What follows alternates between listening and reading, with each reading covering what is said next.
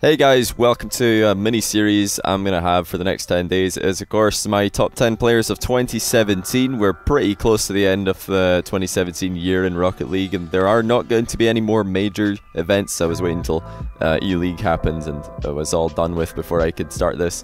But my number 10 is, of course, as you just see in the title and at the start of the video, it's going to be Gimmick from Cloud9, and I'll explain why in a minute. But first, since this is the first video in this list, I'll very quickly outline my main criteria for determining who the best player is in 2017. It's not an entirely subjective criteria that I've got here, although there will be a little bit of that, of course. I took a look at prize money, total prize money won at major events in 2017. There's a website that you can use for that, and most of the information there is pretty accurate. The one thing that isn't is that I believe the the Season 4 LAN and playoff results were split 4 ways. I don't know why they decided to do that, but I'm pretty sure that all the teams are not going to be paying their substitutes that didn't even play a game. But I fixed that in my own calculations, and the link to that website, I'll be sure to put that in the description, but you can go check it out. It's pretty interesting, esport earnings. That's one thing that is very important when you're putting together a list of top 10 players.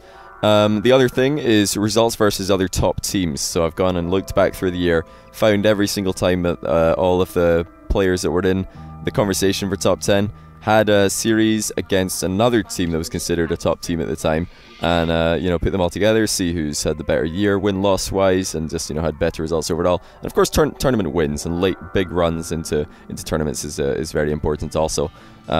So those are the main criteria. Of course there will be a little bit of my own subjective criticism of players, trying to figure out who was the most valuable player on a team. That's always going to be a little bit of personal opinion. So if that did separate 2 players in my list, I'll let you know.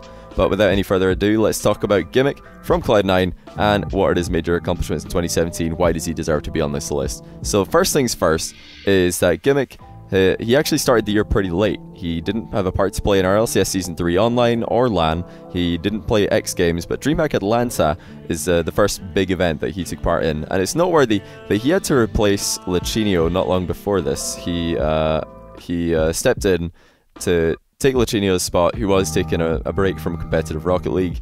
And that was a really big question mark, because people were wondering, sure, Gimmick, he's a mechanically good player, but is he going to be able to play at the top level? Is he going to be able to cope with the nerves of playing with in such a high pressure situation with a team that's got so much expectation on them?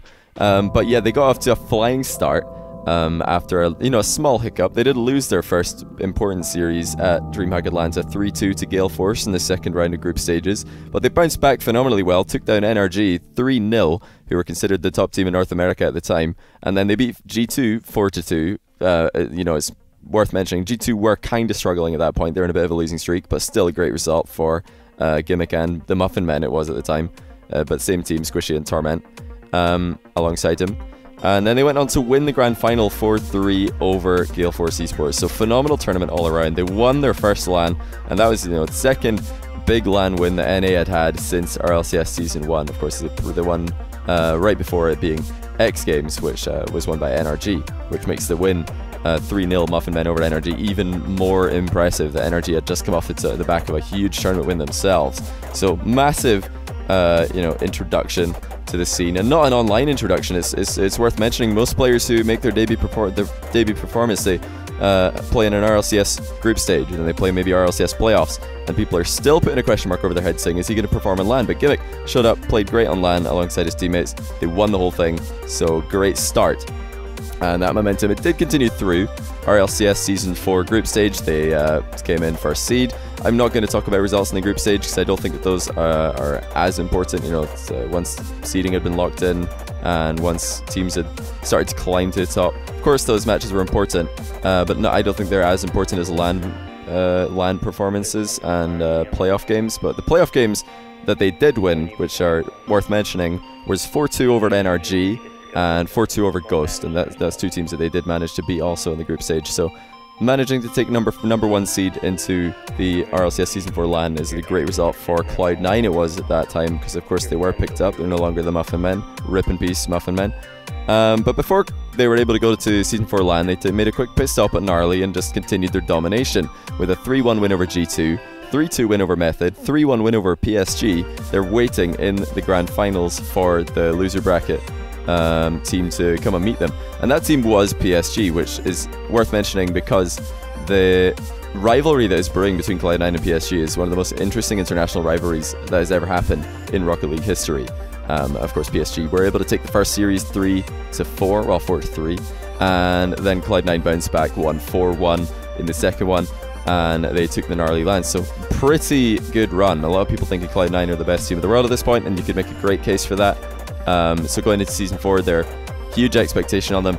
Unfortunately, for Gimmick and Cloud9, they're not able to quite live up to the hype because everybody wanted first or nothing. It was either first place or go home. That's all people were hoping for. Another NA team to win the LAN, and who better than Cloud9 to do that? But the PSG rivalry continued in their first match of the tournament, PSG's second match of the tournament. So maybe a little bit of a warmer PSG, and they did drop it 2-3 to Cloud9 and Gimmick. So not a great start. They had a bit of a rough loser bracket as well, beating Chiefs 3-1, but not an impressive performance in my opinion, and struggling. You know, it was 3-2 close series against Ghost, a team that they usually looked much stronger against, and then 3-2 against G2, who still were considered by most to be you know, a bit of a lower skill team than Cloud9 at that point, because G2 just hadn't had the consistency, and they just completely flopped the NARLI LAN prior to RLCS. But you know, now looking back on after G2's ELeague run, that 3-2 over G2 looks a lot better from Cloud9. So in hindsight, it's definitely a solid result.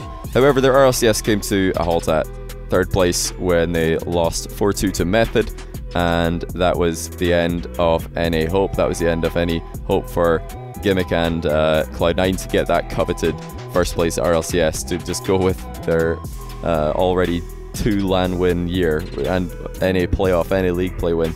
All around a phenomenal year, but they would have loved that RLCS just to cap it off. Then we might be seeing the Cloud9 members, especially Gimmick, much higher up this list.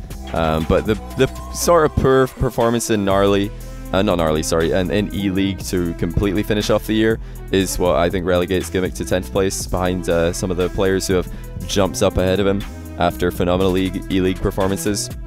But yeah, they did still finish 3rd, 4th in ELeague, but not a good 3rd, 4th. They lost 3-2 to PSG again in the group stage, lost 3-2 to Mocket, getting reverse swept, managed to eke out a win against Method 3-2, who didn't look to be playing at their best either. And then in the end, they just lost 4-1 to GFE and lost in the semi-final. So although they were able to get top 3 or top 4, 3rd, 4th equal in the ELeague LAN, they're going to be looking at that as a big failure, because they'll want a better than 25% win rate against their main rivals, of course. So that's all of the noteworthy results for Gimmick. Not the best finish to the year, but a huge introduction to the year, has to be said. This man, what a statement to come out and fill Lachinio's shoes as well as he did. We cannot understate how important that is. He finishes off 15th in prize money, if my calculations are correct, and I think that they're pretty accurate. However, he's really close. I mean, the difference between 10th place in prize money for the year and 15th is something like $1,000. But Gimmick's total prize money for the year comes out to $27,150 or something in that range. I'm trusting esports earnings on that one for a lot of them, and I've fixed the ones that I do know are wrong, the tournaments that I know have been allocated incorrectly. But yeah, something like that, something in that range. So pretty nice year. Maybe just go and buy a nice car. I think he's old enough to buy a car. Yeah, I think he's older than Squid. Yeah, they're all the same age. Yeah, maybe go buy a nice car with that money or something. I don't know. I don't know what I would buy if I was these guys' age. I never had this type. I never had this type of money. But anyway, the one thing that did solidify Gimmick as a number 10 player or a top 10 player in my list, because he was the one who, of course, was battling with the players who barely didn't make the list, and I might make an honorable mentions video, or just include those guys who just missed the cut in my list in my final video, in my number 1 video. But the one thing, like I said, that just solidified Gimmick and his spot here was his win-loss ratio for the year as a whole. He had the 4th best win-loss ratio in series versus other top teams in the 9 major events that I'm looking at, which is of course RLCS Season 3 and 4 playoffs, RLCS Season 3 and 4 LAN, DreamHack Atlanta, X Games, ELeague, NARLI, and the Universal Open to a lesser extent. Even though that's a 2v2 event, still a ton of money, so I've looked at that as, to a lesser degree as well. But yeah, great win-loss, 13 series wins, 7 losses, so he's up by 6, almost 67%. Almost 2/3 win ratio, which is 4th best out of all the players in my list. So that is a super impressive achievement for someone in their debut year. And yeah, I think that pretty much rounds it off for Gimmick. I think we're going to be seeing more of this guy. I think he could improve going into 2018. I don't think they're going to be satisfied, himself and Cloud9, with what they've been able to accomplish, even though they've been able to accomplish something incredible. And that is to, you know, go from pretty much not even being a feature in RLCS Season 3 and then winning RLCS Season 4 NA for the American portion of it and finishing the highest place that any American team has finished since Season 1. Absolutely nothing to be ashamed of there. Falling to Method in the losers finals. But that's going to do it for my number 10. I'll be putting out my number 9 tomorrow and number 8 after that, and so on and so on. So my list should be coming to completion pretty soon, and you guys can compare it with your one. You can let me know what you think about my my list. Of course, there will be some disagreements, as this is just my personal preference, but I wanted to make it a bit of an informative thing as well, so hopefully you guys enjoyed the statistics and some of the look back at some of Gimmick's major results and accomplishments across the year. Either way, that's going to do it for now. I'll see you guys again tomorrow with my number 9, and until then, take care and thanks for watching.